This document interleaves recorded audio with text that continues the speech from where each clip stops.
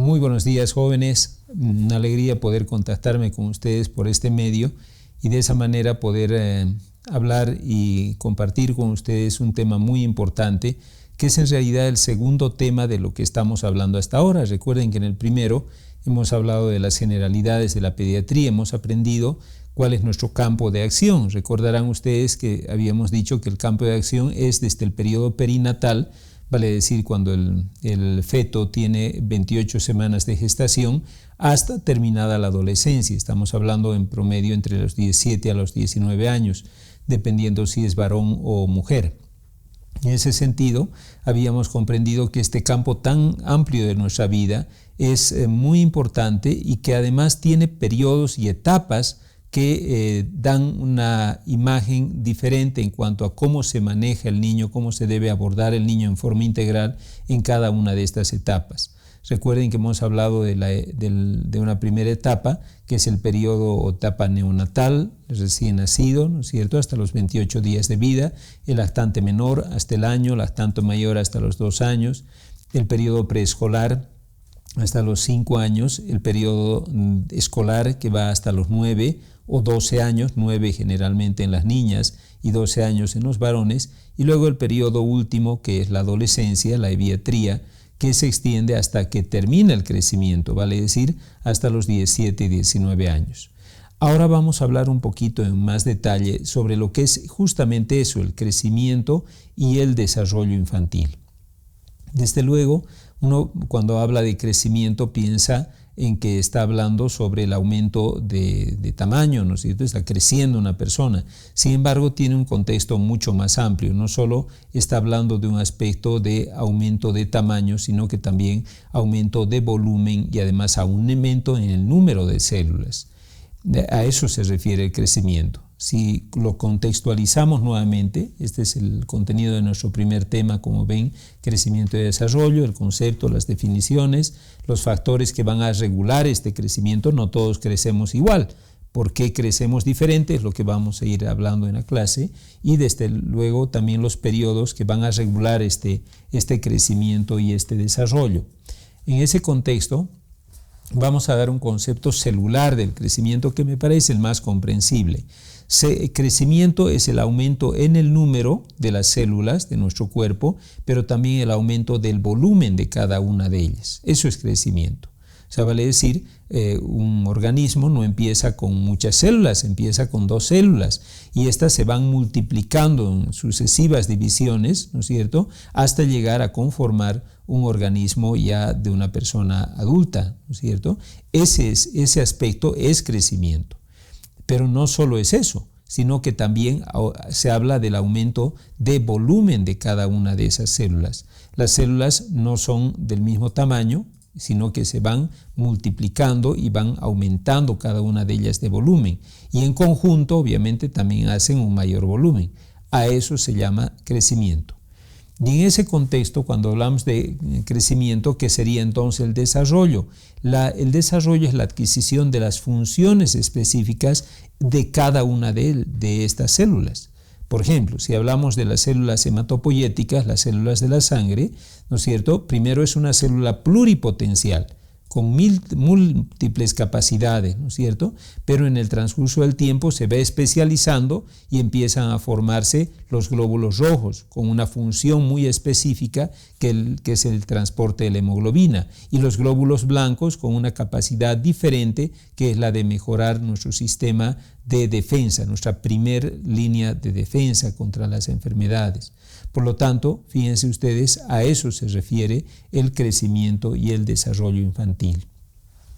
Primero una célula, ¿no es cierto?, que está siendo fecundada para dar lugar luego a un organismo ya mucho más formado, como vemos en este fetito, ¿no es cierto?, que ya se nota que tiene ojos, que tiene orejitas, que ya tiene manos, tiene deditos y tiene capacidad de moverse.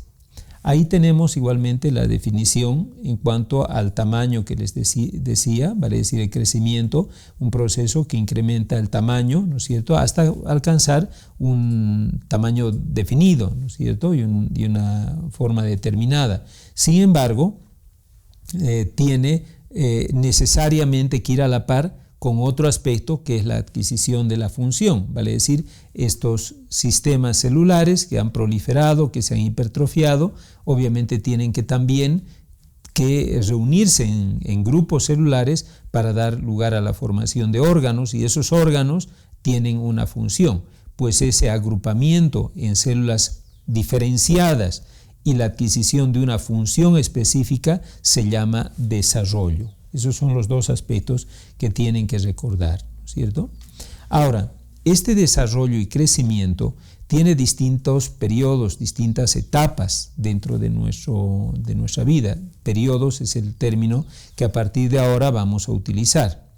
El primer periodo es el periodo embrionario. Ustedes saben que el periodo embrionario es un periodo donde básicamente lo que se está produciendo es una multiplicación celular. Ese es el periodo embrionario. Está sobre todo las células multiplicándose, no están adquiriendo todavía específicamente una función claramente definida, sino que básicamente se habla de un periodo, el embrionario, de mayor crecimiento, ¿no? Con algo de diferenciación celular, pero evidentemente mayormente crecimiento. Se extiende desde el momento mismo de la concepción hasta las 8 semanas de vida intrauterina. Hay muchos autores que refieren inclusive este periodo hasta las 12 semanas de vida. Sin embargo, el contexto o el concepto más aceptado es hasta la 8ª semana de vida intrauterina, el periodo embrionario. Es un periodo, como les decía, de rápida multiplicación celular, de mucha hiperplasia, también hay hipertrofia, pero sin mucha diferenciación específica celular, salvo a las últimas etapas de este periodo. Es un periodo muy vulnerable. ¿Por qué, me dirán ustedes? Porque tiene mucha capacidad de división. O sea, las células se van dividiendo muy constantemente y eso hace que, claro, cualquier noxa pueda atacarle en forma muy severa. Uno piensa cuando habla sobre qué le puede atacar a esta célula en este periodo, que podría cualquier elemento atacarla. Evidentemente es cierto, pero básicamente lo que más puede atacar este periodo es al aspecto infeccioso.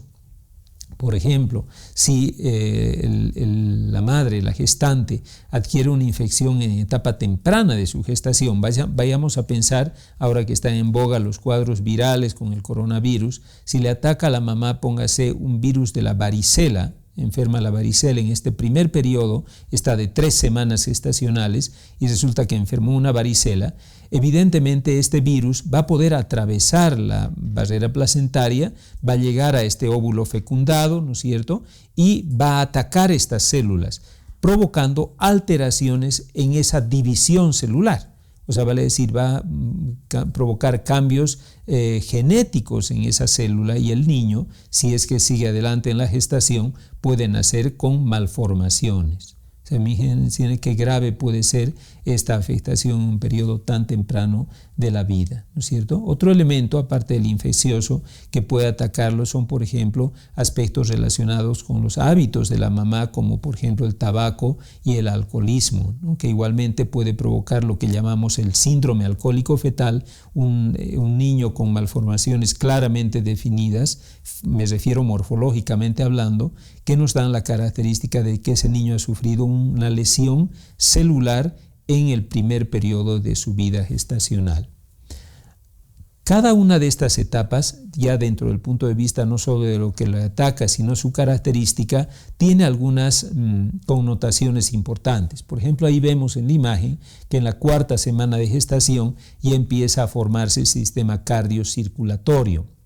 El niño ya en ese momento, a la 4ª semana de gestación, ya empieza a formarse el corazoncito, se han agrupado ya las células miocárdicas, las células cardíacas y endocárdicas, y van dando cierta característica de función ya al cuerpo de este pequeño ser, ¿no es cierto?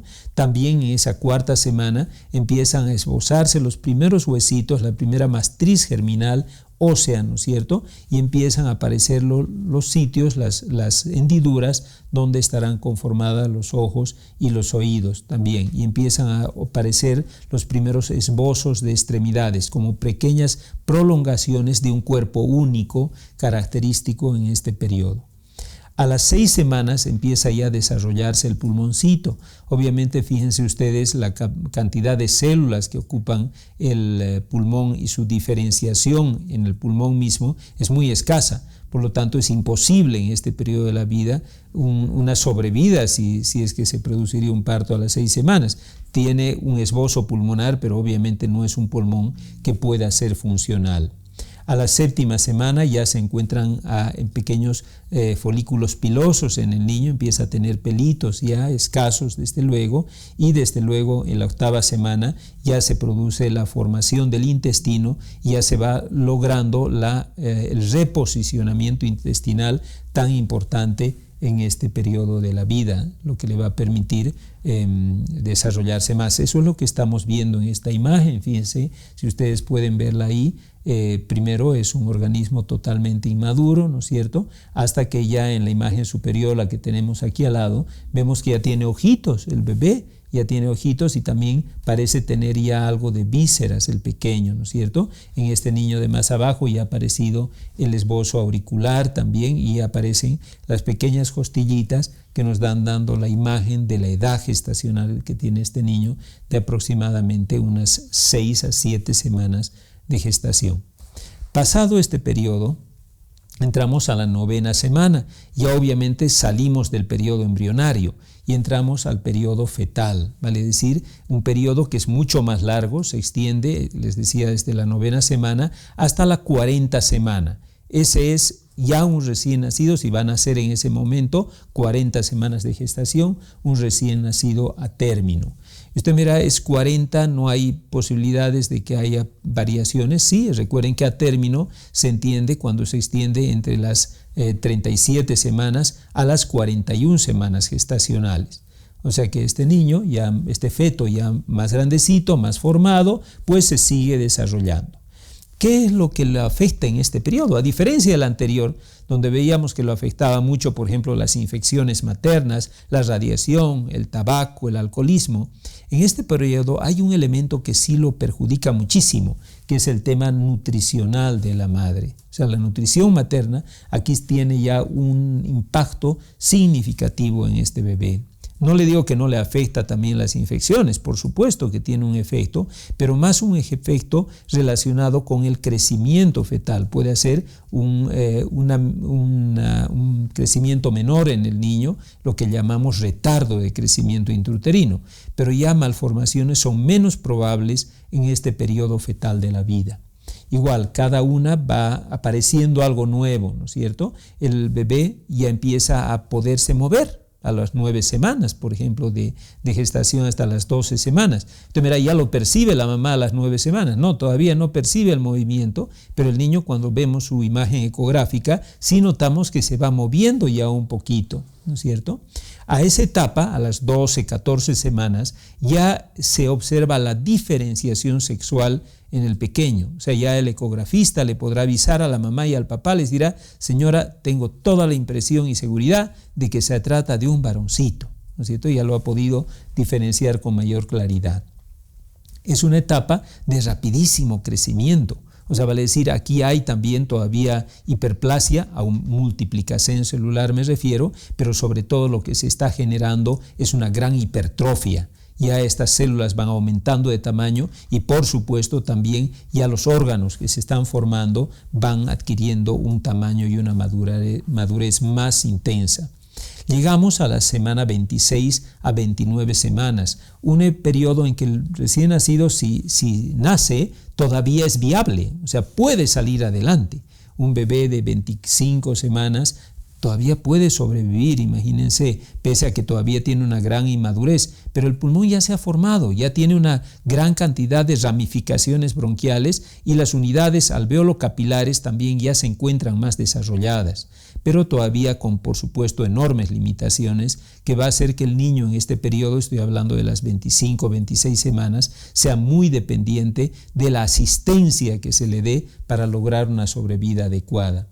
Vamos avanzando en su gestación, vemos la semana 30, 35 y el niño ya está más grandecito, ya tiene un pulmón mucho más maduro, su sistema cardiocirculatorio está mucho más desarrollado e inclusive la capacidad que tiene ya de respirar este niño es muy manifiesta, ya manteniendo el mismo, si fuera a nacer en este periodo, un control perfecto de su respiración con muy poca posibilidad de fallecimiento. Y entre las 36 a 37 semanas hasta las 41 semanas ya es un niño maduro con un peso aproximado de 300 en promedio y unos 50 centímetros en cuanto a su tamaño. Vemos el periodo fetal, recuerden que lo habíamos buscado en la última etapa que tenemos allá, ¿no es cierto? Iba avanzando y vemos que ya el niño se va diferenciando y esos esbozos de brazos que empiezan a aparecer como botoncitos, como proyecciones en su cuerpo, ya van adquiriendo más tamaño, van apareciendo la división de los dedos, fíjense aquí está la carita muy bien formada, ya la mamá nos diría, este se parece a mí, doctor, ya nos podría decir, y cuando vemos ya en estas últimas imágenes es un niño maduro, donde se ve exactamente todo, se ve que ese bebé ya está sonriendo porque mueve su carita, abre sus ojitos, inclusive es un niño ya, por supuesto, totalmente maduro y bien formado. Ahora, eso es el periodo dentro del útero. Hemos hablado entonces, repasando, 2 periodos: embrionario, que se extiende desde la concepción misma hasta la 8ª semana, y el periodo fetal desde la 9ª semana a las 40 semanas de gestación. 41 puede ser perfectamente, también puede ser 37. Esos son los periodos de un recién nacido a término, ¿no es cierto? Y entramos luego al periodo postnatal, después del nacimiento, que encontramos un periodo de la primera infancia, diferente a lo que hemos hablado de las etapas, ¿no ve?, de la pediatría, donde hablamos etapa neonatal, etc. Ahora estamos hablando de periodos y entramos al periodo de la primera infancia, que va del nacimiento a los 3 años de edad. La segunda infancia desde los 4 años a los 9 años de edad o 12 años, dependiendo si es niña o niño. El empuje puberal, una etapa muy cortita, que es la etapa generalmente de 6 meses a 1 año de máximo crecimiento, y luego la detención del crecimiento, que ocurre generalmente entre los 17 a 19 años, donde ya el individuo deja evidentemente de crecer. Cada uno de estos periodos tiene también características particulares. Por ejemplo, en la primera infancia lo que más notamos en este periodo es un rápido crecimiento, ¿no es cierto? Es un periodo de rápido crecimiento, pero lentamente regresivo. ¿A qué se refiere? Me dirán ustedes. Lo que pasa es que empieza a crecer muy rápido, pero lentamente va disminuyendo ese ritmo de crecimiento hacia hacerse muy constante y lento a los 3 años de edad. Rápido crecimiento, pero lentamente regresivo. Poco a poco deja de crecer tan rápido. Es un periodo, como todo periodo de rápido crecimiento, muy vulnerable a su entorno, a lo que le rodea a ese pequeño. Y lo que más le afecta, ustedes ya saben, en este primer periodo de la vida, son las infecciones, las enfermedades. El niño está todavía inmaduro dentro de su sistema inmune y puede ser atacado muy constantemente de infecciones que limitan su crecimiento y su desarrollo. La segunda infancia, caracterizado por un crecimiento estable, o sea, cada año crece exactamente lo mismo. Desde el 4º año hasta el 9º año prácticamente es matemático su crecimiento. Por año va en un promedio de 6 a 8 centímetros hasta llegar a los 9 años. Cada año exactamente lo mismo. Y en el peso aproximadamente de 3 a 5 kilos cada año, sin variaciones. O sea, es un periodo muy estable.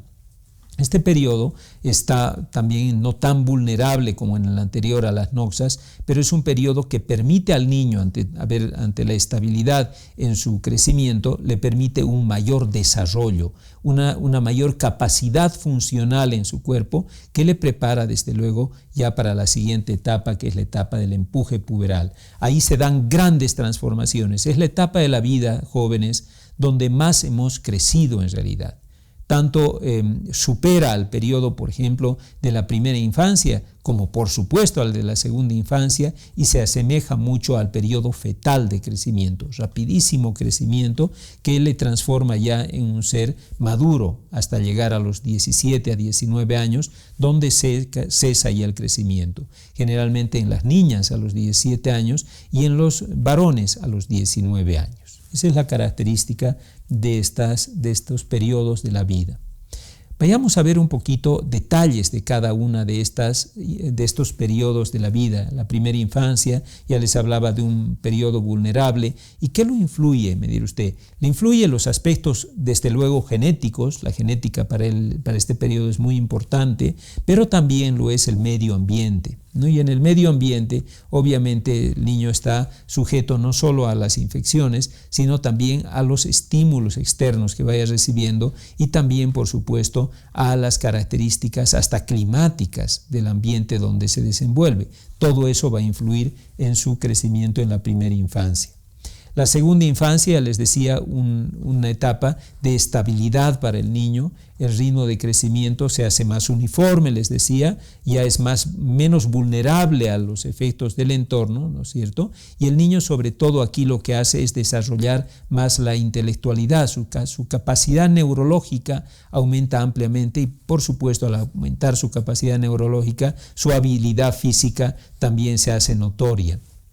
Este periodo también genera cambios significativos en su personalidad. El niño, de ser muy dependiente de los demás, se va haciendo cada vez más independiente hasta llegar al periodo de empuje puberal y la adolescencia. En el periodo del empuje puberal, aquí hay un cambio dramático que comanda este periodo de rápido crecimiento, que es la activación del eje gonadal. Vale decir, empiezan a activarse las hormonas sexuales, tanto masculinas como femeninas, y eso hace que el niño tenga un súbito aumento de peso y transformación corporal definitiva, ¿no? Y empieza a cambiar drásticamente su aspecto físico. Ahí vemos, por ejemplo, una caracterización de sus cambios en el aspecto puberal, ¿no es cierto? Y vemos, por ejemplo, en la imagen de arriba, cómo va cambiando el varón, que es lo primero que va cambiando, la aparición del vello púbico, ¿no es cierto? Y desde luego el crecimiento testicular y el crecimiento del pene.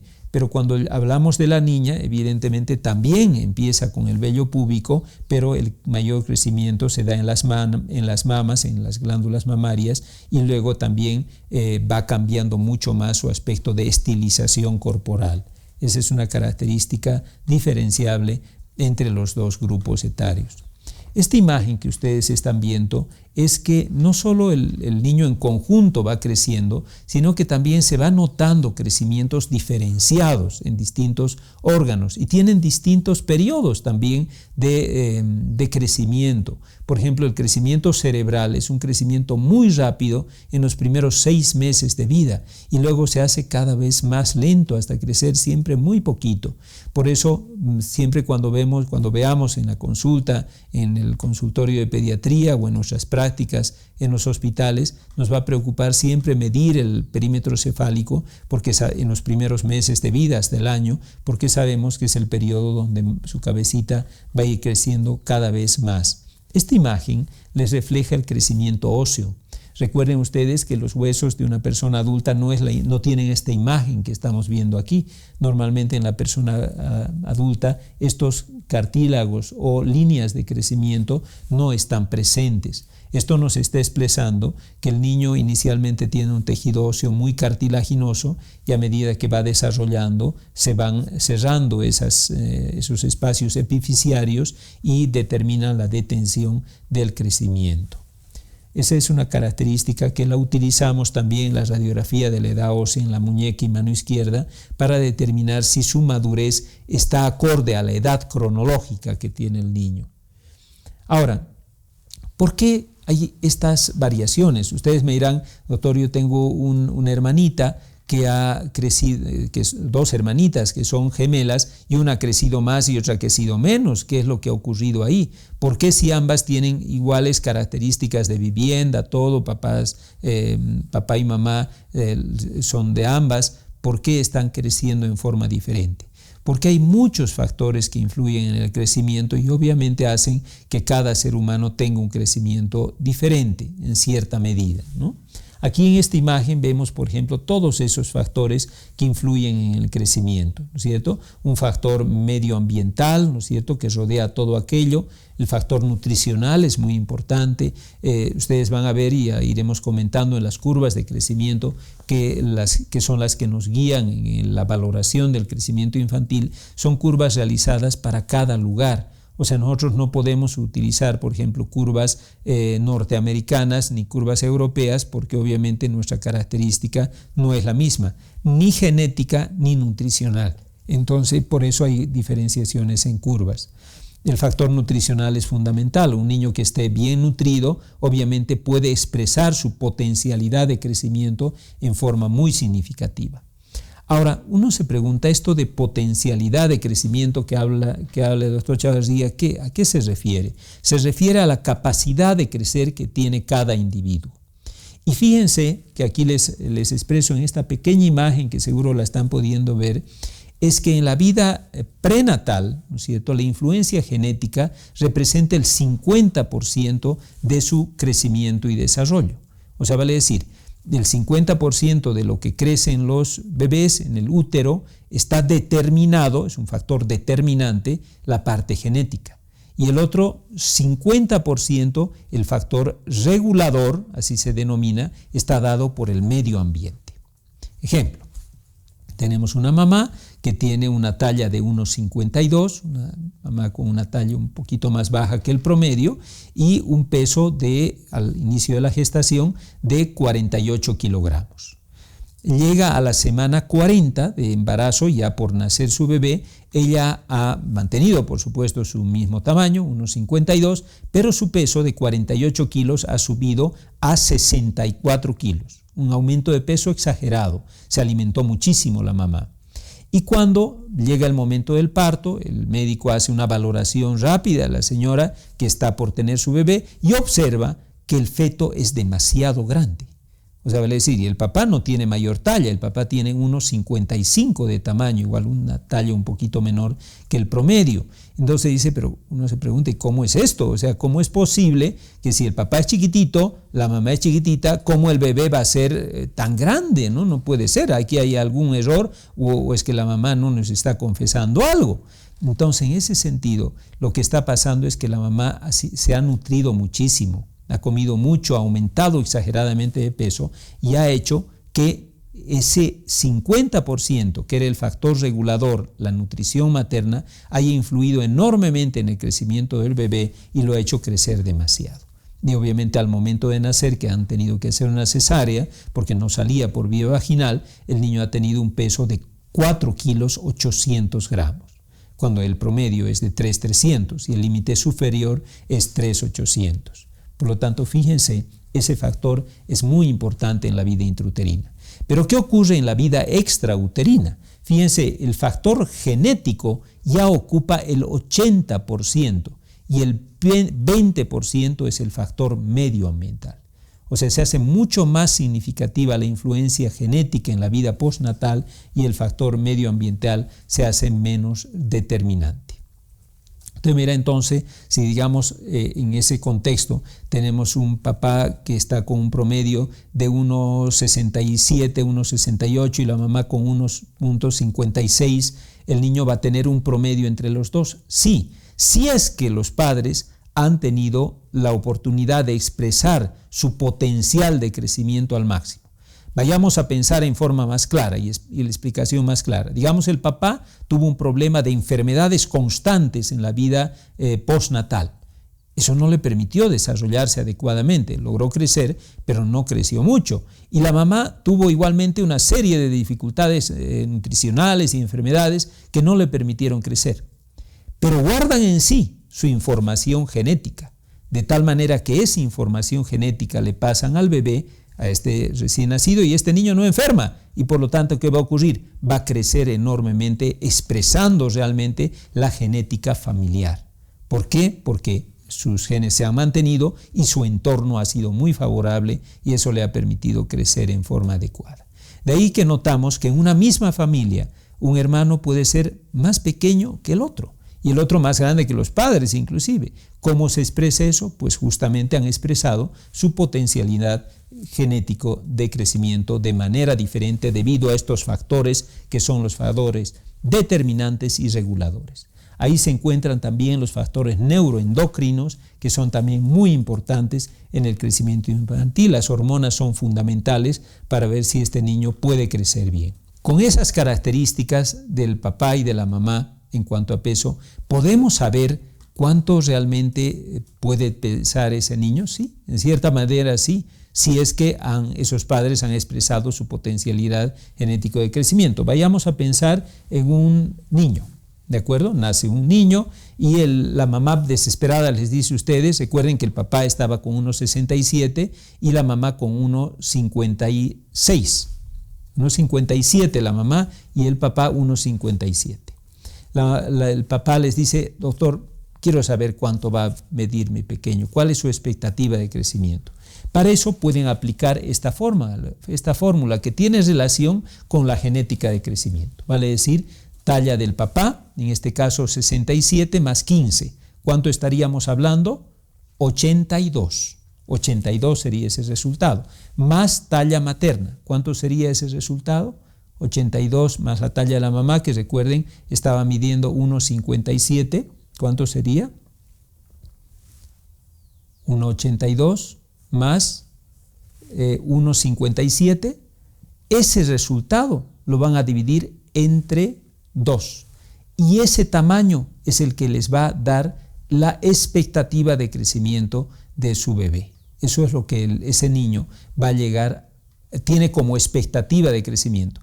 ¿Y qué pasaría? Usted me dirá, doctor, si pasados los años viene y nos dice, no, doctor, usted me dijo que iba a medir tanto, iba a tener una talla de 1,69, 1,70, y resulta que ahora mi hijo está en 1,58.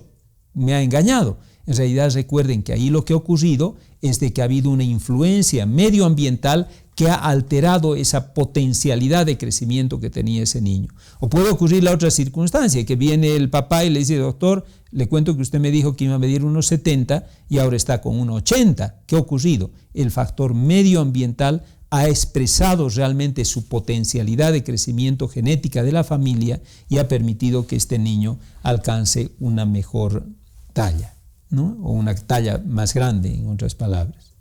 Los factores reguladores, recuerden, les decía, es el entorno, es el medio ambiente. Y ahí tenemos como factor regulador, en esta imagen estamos viendo, prenatales. Usted mira, doctor, en la etapa prenatal, ¿las hormonas tienen utilidad dentro del crecimiento? Sí, tienen utilidad, pero en medidas diferentes. Por ejemplo, siempre conocemos la hormona de crecimiento como la que más ayuda a crecer en la vida postnatal. ¿Ocurre eso en la vida prenatal? No. La hormona de crecimiento actúa muy poco en la etapa prenatal. ¿Y qué observamos que actúe? En realidad, el lactógeno placentario actúa mucho en la etapa prenatal, pero también lo hace la insulina como un elemento fundamental en el crecimiento fetal.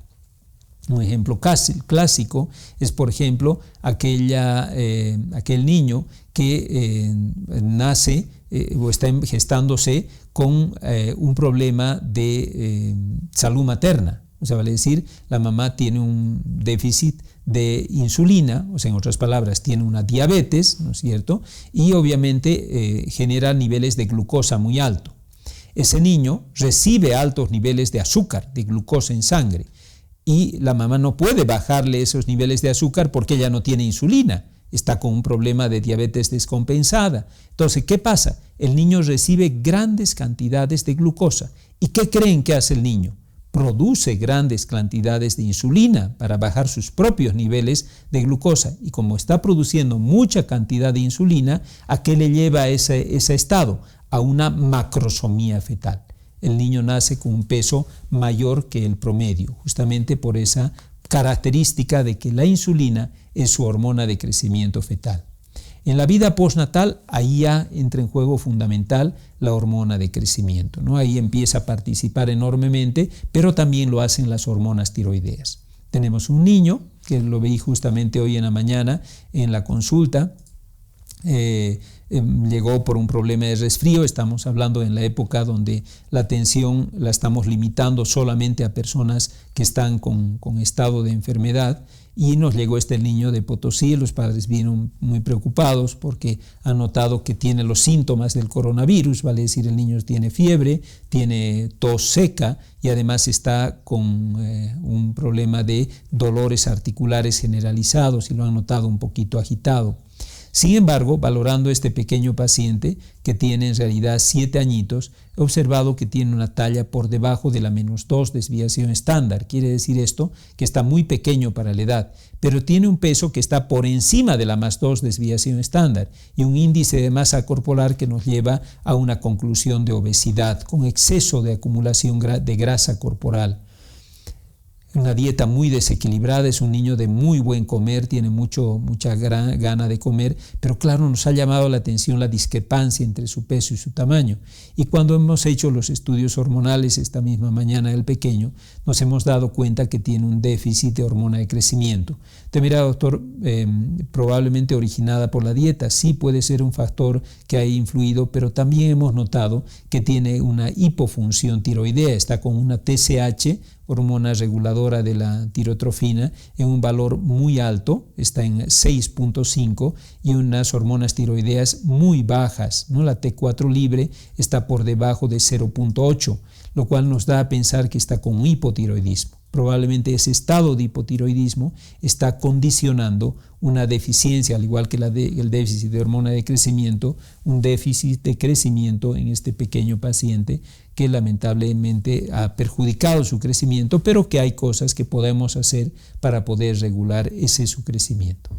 Yo les hablaba que los tejidos corporales crecen de manera diferente y hay distintas clases de tejidos corporales. Ahí les muestro una imagen donde tenemos tejidos permanentes, son tejidos estables durante toda la vida, no cambian, y un ejemplo claro de este tejido permanente es el tejido cerebral, ¿cierto? Las neuronas no van a crecer, crecen hasta cierta etapa, tienen un rápido crecimiento muy temprano, pero llegan a su estado de máxima multiplicación y de desarrollo de hipertrofia, y ahí se quedan. Evidentemente su funcionalidad puede seguir desarrollándose, pero su crecimiento, aumento de número y aumento de volumen, se detiene y ya no varía. Si, por ejemplo, este niño sufre un trauma cerebral con una hemorragia intracraneal, un hematoma epidural y subdural, puede sufrir un daño neuronal que ya para él va a ser irreparable, puesto que este tejido no es cambiante, no puede regenerarse, es un tejido permanente.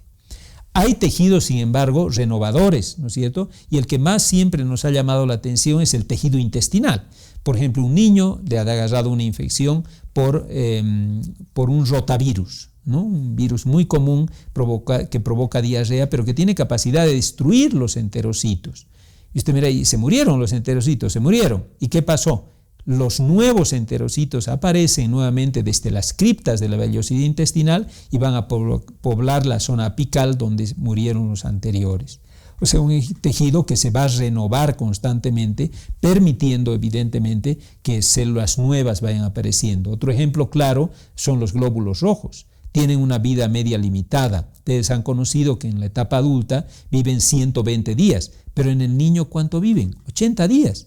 ¿Y qué pasa después de eso? Aparecen nuevos glóbulos rojos que van a suplir la función de los anteriores que ya murieron.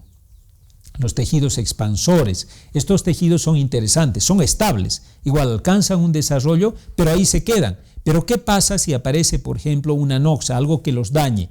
Estos tejidos son capaces de regenerarse y volver a recuperar ante un insulto su función. Ahí está el tejido hepático, tiene capacidad de poder expandirse nuevamente. El tejido renal, por ejemplo, un niño ha perdido un riñón. Ya maduro el niño de 8 o 9 años ha perdido el riñón. ¿Qué va a pasar con el contralateral? Va a expandirse. O sea, va a cumplir la función de los 2 riñoncitos. Igual que un adulto dona un riñón, el otro riñón va a cumplir la función de los 2 riñones sin ningún problema. O sea, vale decir, son tejidos expansores. Y tejidos mixtos que tienen capacidad de mantener un desarrollo estable y no cambiar más, como también tienen capacidades de poder hacer expansión en algún momento determinado. O sea, son los distintos tipos de tejido que tiene nuestro cuerpo. Espero que evidentemente esto les haya servido para comprender mejor el tema, y en el portal, por favor, jóvenes, les voy a poner la presentación de un caso problema para que ustedes puedan analizarlo. Yo sé que va a ser muy difícil que hagan trabajo grupal, pero en este tema van a tratar de resolver el caso clínico que les voy a presentar. En el mismo portal les voy a dar la guía de cómo deben resolver el caso clínico, qué preguntas deben resolver cada uno de ustedes, y cada uno de ustedes debe mandarme la resolución del problema. La temporalización de este problema, de este caso problema, también se los voy a enviar por el mismo portal, y la puntuación del mismo obviamente va a ser también en base a una evaluación de cuál ha sido su resultado. Siempre recordando que van a emplear tanto conocimientos, aquí están los conocimientos, tienen su libro guía de referencia, repásenlo, léanlo, porque para el problema van a necesitar el libro también, y por supuesto deben emplear no solo conocimientos, sino habilidades, actitudes y valores. Muchas gracias y que tengan un lindo día. Hasta luego.